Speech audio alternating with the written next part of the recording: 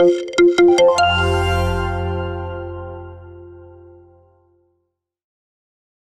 saya coba mengambil intisari ya mungkin dari peristiwa tadi. Kalau saya lihat memang peristiwa yang di capture ini bagi kita umat Islam ini kurang menggembirakan gitu kan. Ya isinya seperti itu. Karena kecenderungannya itu justru objeknya itu tetap umat Islam ya, dari Perpres, kemudian juga hilangkan diksi agama gitu kan. Kemudian juga Permendikbud dan juga RUU TPKS ini lebih cenderung kepada peristiwa seks bebas, ya, baik di tengah masyarakat juga, baik juga di dunia kampus. Kemudian juga undang-undang pesantren yang lebih kepada aspek moderasi. Nah, ini juga kan moderasi ini kurang menggembirakan bagi umat Islam gitu kan, karena umat Islam selalu dibentur-benturkan dengan peradaban Barat dan juga dipaksa untuk menerima ya nilai-nilai Barat. Nah, kemudian juga ada vonis juga terhadap ulama gitu kan. Kemudian juga ada penangkapan ulama seperti itu. Nah, belum lagi COVID yang memang membuat umat semakin tambah terpuruk. Nah, kalau saat ini bukan kita tidak optimis memandang masa depan ya, karena kita umat Islam itu dikenal umat yang optimis. Tetapi di satu sisi peristiwa yang kita hadapi itu juga harus menjadi cerminan. Artinya harus jadi catatan agar kita juga tidak jatuh kepada lubang yang sama di masa akan datang. Nah, saya lihat peristiwa ini apakah bisa dijadikan tonggak ya, ataupun barometer lah gitu kan, minimal sebagai gambaran. Tadi kan ini kan mempertanyakan dengan peristiwa ke belakang ini umat Islam ini keadaan nggak baik gitu loh, sehingga wajar ada sebuah prediksi ya kalau di sini, apakah semakin suram gitu kan, apakah semakin baik kan. Kita mengenal sesuatu baik dan buruk itu ya, itu kan ada indikasi atau indikator gitu kan, sehingga kita melihat ke depan kita optimis akan lebih baik. Nah, tapi kalau kita lihat ini itu kan kecenderungannya itu kurang baik. Nah, maksudnya hal optimisme apa yang memang bisa kita sebagai umat Islam gitu tetap, karena kan umat Islam harus optimis tidak boleh gitu kan, meskipun peristiwa yang sedang menyudutkan kita, membuat kita ini tanda kutip semakin terbelakang, kita malah tidak semangat dan juga ya udahlah, gak usah mikirin hal kayak ginian gitu kan, kita mikirin diri sendiri aja kan, nggak seperti juga konsepnya. Tapi maksudnya pertama, hal optimisme yang bisa dibangun melihat dari keterpurukan era sebelumnya itu sendiri kan gitu. Seperti itu mungkin yang mungkin bisa diambil dan mungkin bisa juga kita capture untuk di masa yang akan datang gitu, untuk diskusi kita kali ini. Ada satu hal yang menarik yang disampaikan oleh Islam atau diajarkan oleh Islam. Ini mungkin ayat yang sering kita dengar juga ya, Quran surat Al-Hasyr ayat 18. Di sana ayat tersebut menjelaskan tentang pentingnya kita belajar dari sejarah. Allah berfirman, A'udzubillahi minasyaitonirrajim, ya ayyuhalladzina amanu taqullaha wal tanzur nafsum ma qaddamat lighad, gitu ya. Hai orang-orang yang beriman, bertakwalah kalian kepada Allah, dan di situ dikatakan wal tanzur nafsum ma qaddamat lighad, dan hendaklah setiap diri itu memperhatikan apa yang telah dia perbuat untuk hari esok, gitu ya, yaitu akhirat, gitu ya. Nah, lanjutannya, wattaqullaha innallaha khabirum bima ta'malun. Bertakwalah kalian kepada Allah, sungguh Allah Maha tahu atas apa yang kalian kerjakan.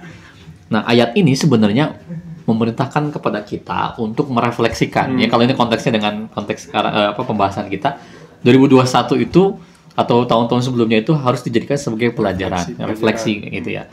Dan ketika kita bertakwa, Allah itu sebenarnya sudah tahu apa yang Allah itu Maha tahu atas segala apa yang kita kerjakan. Jadi selalu ada sebab akibat ya, kalau misalnya berbicara amal perbuatan itu kan ada hisab nantinya. Jadi nanti apa yang sudah dilakukan pasti akan ada dampaknya terhadap diri kita ya, dan juga masyarakat.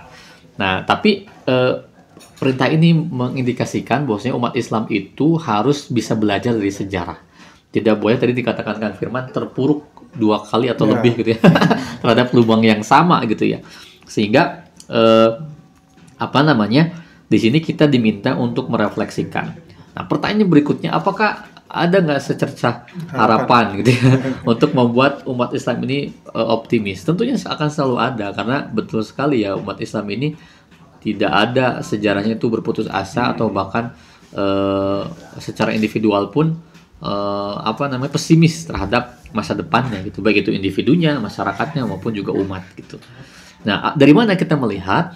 Nah, sebenarnya ada satu potensi yang sekarang sedang menggeliat, yaitu bagaimana umat sekarang semakin tersadarkan dengan dakwah Islam.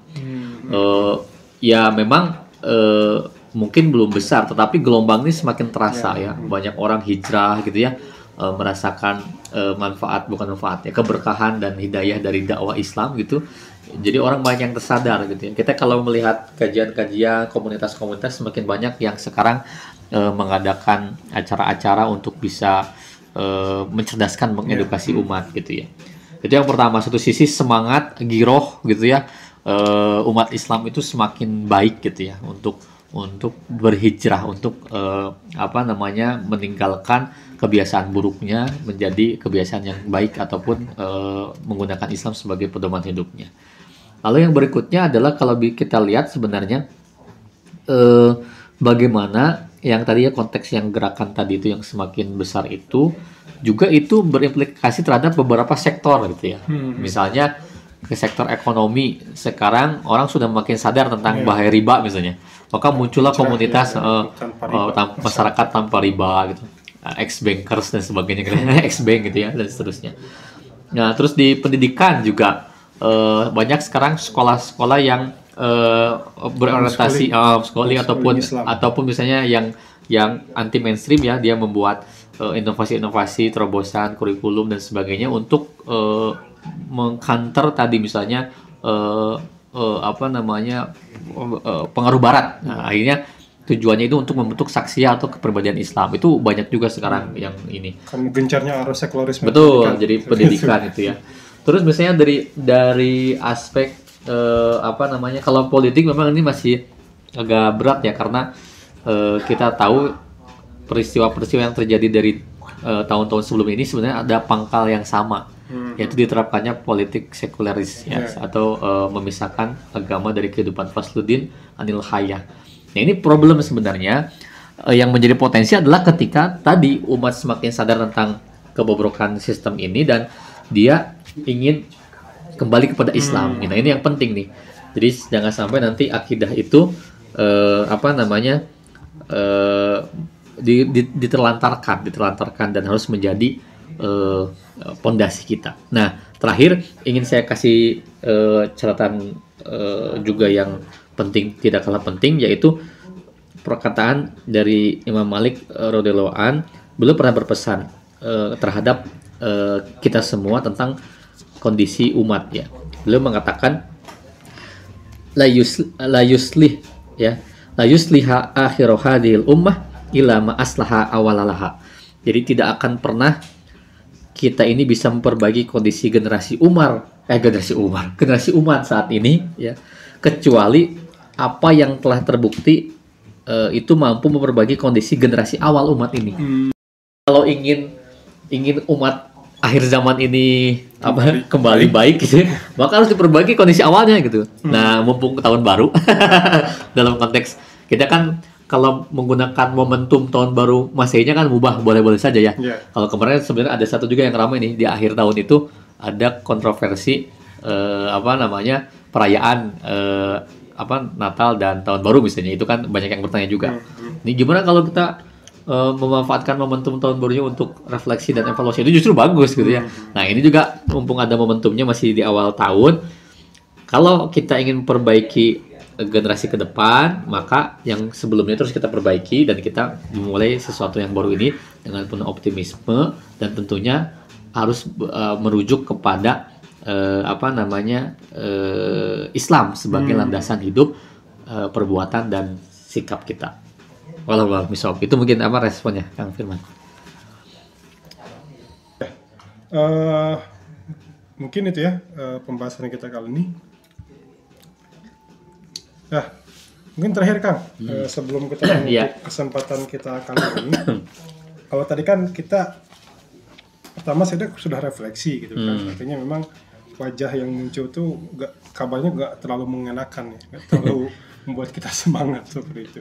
Tapi juga tadi disampaikan juga ada sisi di mana umat Islam tetap harus optimis. Gitu kan? Artinya karena kita ini bukan umat yang pesimistis gitu kan, karena Iya. juga Allah dan Rasulnya pun selalu mengajak kita agar senantiasa tidak terlarut dengan realitas gitu kan. Artinya banyak hal-hal yang memang sifatnya bisa kita perjuangkan dan itu bisa mengubah keadaan.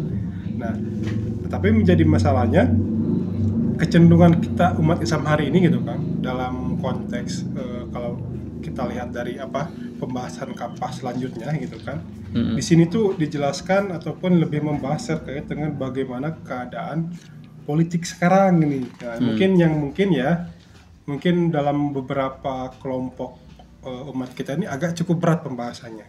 Tapi saya berpikir, loh, itu berat itu karena tidak terbiasa, gitu kan. Tapi justru dibiasakan dan ternyata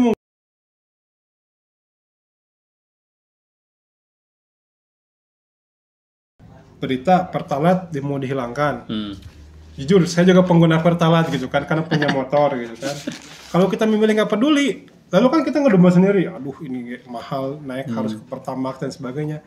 Tapi karena kita nggak peduli politik, ya udahlah terima gitu kan. Jadi pesimistis kan gitu. Orangnya jadi orang yang pragmatis gitu kan, seperti itu. Nah, tapi karena kita harus membangun optimis, artinya kan kita harus mempertanyakan, loh, kenapa dihilangkan, apa masalahnya gitu. Karena tapi mau nggak mau kan ini kan politik gitu.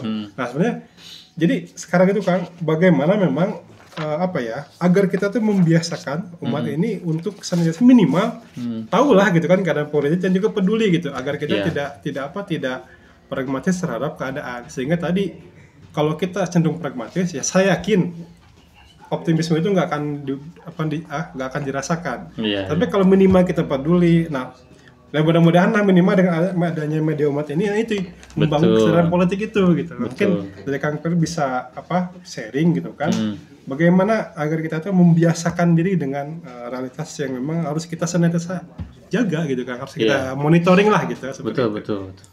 Ya, saya justru menggarisbawahi apa yang disampaikan Kang Firman di akhir. Salah satu caranya adalah dengan membaca media umat. Ini adalah pesan yang penting dari pertemuan ini sebenarnya dari awal. Jadi ke depan kita kan mungkin nanti akan terus membedah ya 2 minggu sekali lah sesuai dengan terbitannya ini. Ini pesan yang penting. Kalau kita ingin peduli, kalau kita ingin ngeh dengan kondisi umat, maka harus banyak baca update. Bukan update status ya, tapi update. Ya update status boleh lah, tapi maksudnya membaca kondisi masyarakat, kondisi umat. Nah, media umat ini sudah membantu kita daripada kita cari searching gitu ya. Minimal kita dapat info valid lah. Infonya valid, objektif, terjaga, bukan hoax gitu ya, dan valid. Jadi bisa dipertanggungjawabkan. Itu yang pertama. Yang kedua mungkin pesan juga ini penting ya. Tadi kata Kang Firman, memang problemnya itu kita tidak melek terhadap kondisi umat ini karena mungkin menganggap itu mah politik bukan urusan kita. Nah, ini ada kesalahan berpikir tentang definisi politik itu sendiri. Ya, orang menganggap politik itu kotor dan bukan concern semua orang ya. Padahal dalam Islam tuh politik ini merupakan sesuatu yang penting karena dianggap sebagai riasatul ummah ya, riasatul mengurus riayah sunil ummah, mengurus urusan umat gitu ya. Sehingga kalau dia mengerti tentang politik Islam itu seperti apa, dia akan sebenarnya selalu aware, selalu peduli terhadap kondisi kaum muslimin gitu ya. Karena ini hubungannya dengan urusan umat, bukan hanya urusan kelompok orang atau individu saja. Maka pesannya ataupun poinnya adalah selain kita terus mengupdate berita-berita terbaru, kondisi-kondisi umat terbaru, kita juga jangan melupakan bahwasanya kita ini adalah umat yang terbaik, kuntum khairul ummah gitu. Jadi kalau tadi dikatakan apakah akan masa depannya cerah, harus cerah karena sudah dijanjikan kita itu sebagai khairul ummah, ukhrijat linnas, di antara umat manusia yang dilahirkan. Tetapi memang ada syaratnya dalam ayat itu kan. Ta'muruna bil ma'ruf wa tanhauna 'anil munkar. Ketika kita melakukan amar ma'ruf nahi munkar, atau tu'minuna billah, dan beriman kepada Allah Subhanahu wa taala. Jadi pesan saya sih sebenarnya mudah-mudahan dengan adanya bedah media umat ini kita semakin terbuka gitu ya, terbuka dan tercerahkan. Jadi penting nih para pemirsa, jangan dulu lihat baru lihat namanya aja udah takut media umat atau misalnya umat tabloid radikal gitu. Baca dulu isinya. Kalau belum baca mah jangan dulu menjudge ya kan. Kadang gitu ya orang tuh melihat sesuatu karena melihat orangnya atau melihat yang menyampaikannya, nggak lihat isinya, jangan itu mah radikal gitu. Lihat dulu isinya. bahkan ini ada bahasan-bahasan yang apa namanya, masalah cinta-cinta juga ini. Ada Rubrik masalah konsultasi rubrik juga. konsultasi, ada ipteknya, ada juga apa namanya tentang keluarga. Bahkan ini di Muslimah ini sekarang lagi ngebahas spirit doll nih. Ini ini boneka lagi rame. arwah lagi rame ya. Jadi insya Allah media umat ini memberikan banyak pencerahan dan kayaknya harganya nggak mahal. Nanti bisa tanya ke nanti di link deskripsi dicantumkan. Untuk Cara tabloid pemesanan. ini murah Kang lah. Murah ya. Satu porsi bakso juga bisa. Nanti bisa dilihat di apa deskripsi untuk kontaknya. Tapi yang jelas mudah-mudahan ini sebagai pertemuan awal kita untuk bisa lebih banyak membaca kondisi umat dan lebih mahal lebih satu peduli. gelas kopi ini. Kopi apa ya? Kopi kekinian. Saya kira itu Kang Firman ya. Ya, terima kasih Kang. Ya. Atau nuhun Kang Ferdi atas diskusinya, ya ngobrolnya lah seperti itu untuk membahas media umat ini. Nah, saya pikir ini media yang bersahabat ya, bersahabat artinya juga bisa dijadikan sebagai teman ya, teman ngopi, teman diskusi, juga teman ngobrol. Dan karena gini, kalau saya lihat memang kecenderungan media itu ya, tadi juga saya sampaikan, kenapa ketika orang membaca sesuatu yang berkaitan dengan umat Islam itu selalu ada kecenderungan negatif, anggapan ya kan, atau persepsi negatif.